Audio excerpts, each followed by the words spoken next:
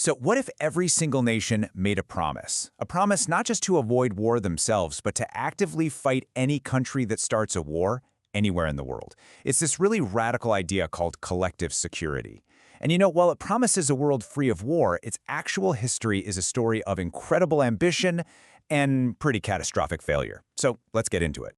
One for all and all for one. You've definitely heard this before, right? It's the famous motto of the Three Musketeers, this ultimate promise of solidarity. But it also happens to be the perfect bite-sized summary of a really complex idea in international relations. At its very core, this is the promise of collective security. Okay, so here's the textbook definition. It's basically a giant pact. All the countries in the club agree, hey, we're not going to attack each other. But in return, they also promise that if anyone breaks that rule and attacks another member, then everybody else, and I mean everybody, will join forces to shut that aggressor down. It's security for everyone, provided by everyone. Now, what's really fascinating is where this idea fits into the big picture. You can think of international politics as a spectrum. On one end, you've got total anarchy, a free-for-all. On the other end, you have a single world government. Collective security tries to find a sweet spot right in the middle, creating order but still letting countries be, well, countries. And this is a super important point. Please do not confuse this with a military alliance like NATO. That's called collective defense. Think of an alliance as a club that's designed to protect its members from some threat on the outside. Collective security is totally different. It's designed to protect the members from each other. The aggressor, the bad guy, is supposed to be an insider. So, what's the big deal?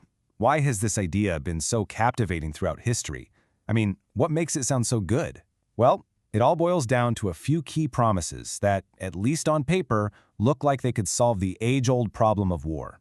First off, it promises protection for everyone, whether you're a tiny nation or a superpower. Second, it's supposed to create certainty. You know that if you get attacked, the world will respond. And third, it has this laser focus on one supposedly simple crime, aggression. You cross someone else's border without permission, you've broken the one big rule. Okay, so picture this. World War I is over. The devastation is unimaginable, and the world is desperate for a better way to handle things. This is when they decided to take this grand theory and put it to the test with the very first global collective security organization, the League of Nations. So how'd that experiment go? Well, it started in 1920 with so much hope and idealism. But then, when real-world crises hit in the 1930s, first with Japan and Manchuria, then Italy and Ethiopia, the system just started to crack. By the time World War II ignited in 1939, it was painfully obvious that the whole grand experiment had failed. And the crazy thing is, the rules were supposed to be ironclad. You had Article 10, which was basically a guarantee of every member's borders, and then you had Article 16, which was the teeth. It said an attack on one country is an act of war against every country. So, with such a clear system, what on earth went wrong? Well, it turns out this beautiful idea had some deep, fundamental problems. And these weren't just about bad luck or a few bad actors, they were flaws baked right into the DNA of the concept itself. Let's break down the four big ones. Essentially, the system buckled under the weight of these four issues. We're going to look at why you can't have a collective system if key players don't show up, why peace in a faraway place isn't always everyone's top priority, how tricky it is to even agree on who the bad guy is, and finally, how the whole system is kind of designed to just freeze the world map as is. First up, the universality problem. Think about it. A team defense only works if all your best players are on the field. Well, the League of Nations was pretty much doomed from the start because the most powerful country in the world, the United States, never even joined. And then other big players, like Germany and Japan, just packed up and left whenever the rules became inconvenient. The second flaw is this really idealistic notion that peace is indivisible. The idea that a war anywhere is a threat to peace everywhere. In reality, nations are always calculating their own interests.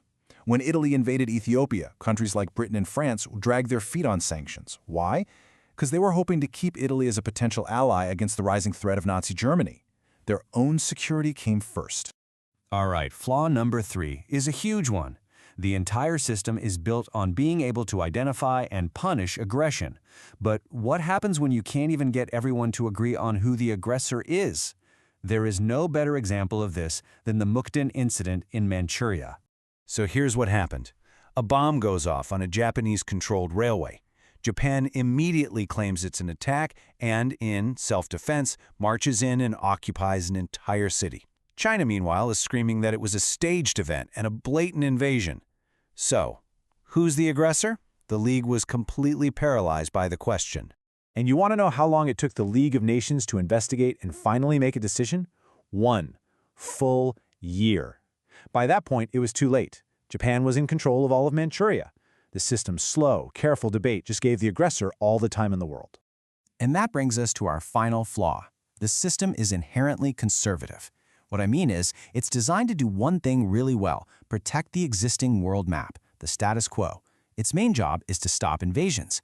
But what about other problems? What if people want independence? What if borders were drawn unfairly in the first place? The system has no answer for that.